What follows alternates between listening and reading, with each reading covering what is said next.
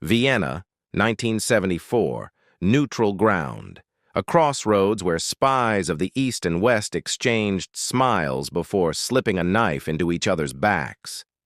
There were no front lines here, yet it was here, in a luxurious hotel, that one death nearly triggered a nuclear war.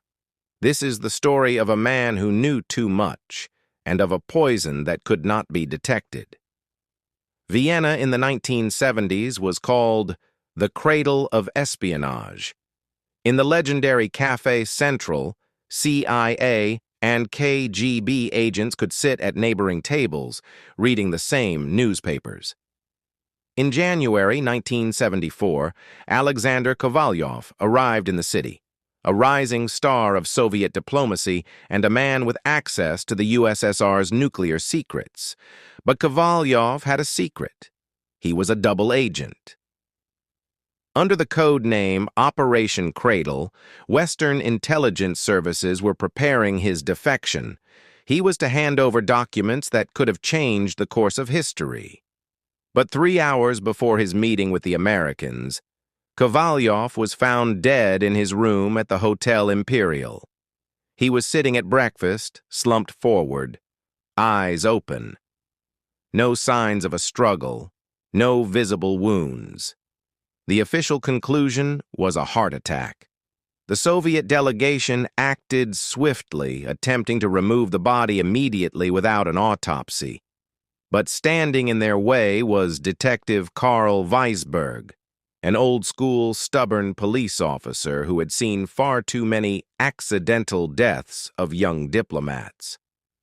Weisberg risked his career and secretly collected blood samples and remnants of food from the room. What he discovered in a covert laboratory was shocking. Kovalyov's body contained a rare synthetic toxin. It did not kill instantly. The poison had a delayed effect, triggering cardiac arrest 8 to 10 hours after ingestion.